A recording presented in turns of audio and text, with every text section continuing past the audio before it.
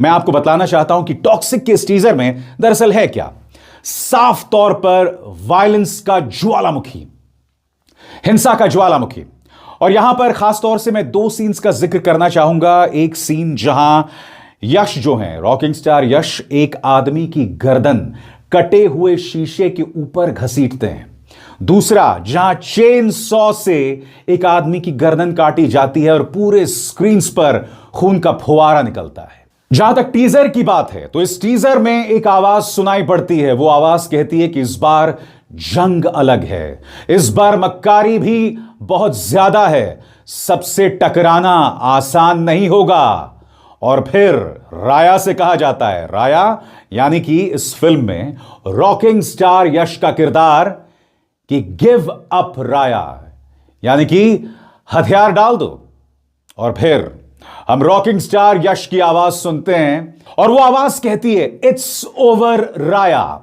और फिर rocking star यश कहते हैं, या कहा जाए पूछते हैं, it's over, it's over when I से इट्स ओवर, यानी कि जब मैं कहूं तब मामला खत्म होगा।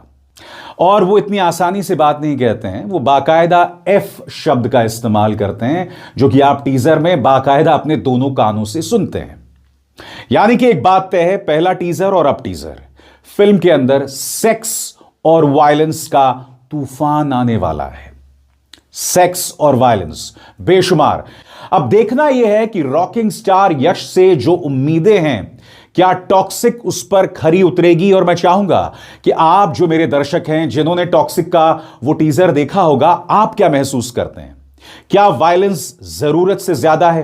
क्या गाली गलौज होनी चाहिए? क्योंकि देखिए, गाली गलौज तो आज की तारीख में हर ए सर्टिफिकेट फिल्म में सुनाई देती है। हमने धुरंधर में भी सुना था और अब हम टॉक्सिक में भी सुन रहे हैं।